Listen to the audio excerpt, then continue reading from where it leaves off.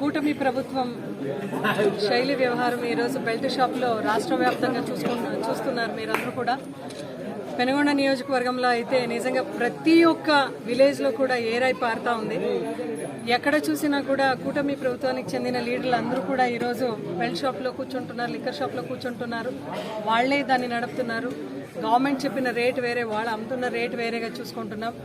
ఇంకా ఇక్కడున్న బీసీ శాఖ మంత్రిగా ఉన్న సవితమ్మ భర్తనే పోయి liquor shop, belt shop opening చేస్తున్నాడు ఆయన. ఈమె చూస్తే సెషన్లో మాట్లాడుతూ ఉంది.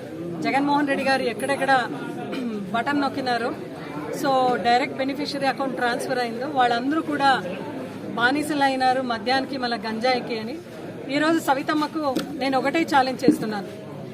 నీ స్వంత పంచాయతీ రాంపురం, నువ్వే పోయి 2019 నుంచి 2024 వరకు ఎవరెవరు బెనిఫిషరీస్ ఉన్నారో నువ్వే తీసుకో, ఒక లిస్టు తీసుకో.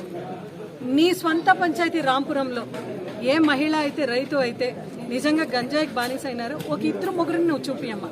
ఇది నా ఓపెన్ ఛాలెంజ్ నీకు. నీ స్వంత పంచాయతీ నువ్వే లిస్టు తీసుకో, నువ్వే చెప్పు, నువ్వే ప్రకటించు, చూస్తాం. అంటే జగన్మోహన్ రెడ్డి గారి గురించి మాట్లాడే అర్హత నీకు ఎక్కడికి వచ్చింది? ఎవరిచ్చారు నీకు ఆ హక్కు, ఈరోజు మాట్లాడే హక్కు? నువ్వు చూస్తే ఇక్కడ నీ భర్త చూస్తే పోయి బెల్ట్ షాప్ ఓపెనింగ్ చేస్తున్నారు, నువ్వు చూస్తే శాండ్ మాఫియా చేస్తున్నావు. రొద్దం నుంచి ఉచిత ఇసుక అని చంద్రబాబు నాయుడు గారు చెప్పినారు. అయితే పెనుగొండలో ఉన్న మంత్రిగా ఉన్న సవితమ్మ మాత్రము రొద్దం నుంచి డైలీ నైట్ వెళ్తూ ఉంటుంది. ట్రాక్టర్ మీద ట్రాక్టర్ శాండ్ వెళ్తూనే ఉంటుంది పావుగడ దగ్గర.